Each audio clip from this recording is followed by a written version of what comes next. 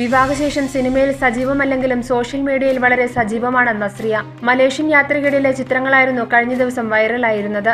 നസ്രിയയുടെ സഹോദരനായ നവീന്റെ ഫേസ്ബുക്ക് പേജിലെ ചിത്രങ്ങളാണ് ഇപ്പോൾ സമൂഹമാധ്യമങ്ങളിലൂടെ വൈറലായിക്കൊണ്ടിരിക്കുന്നത്.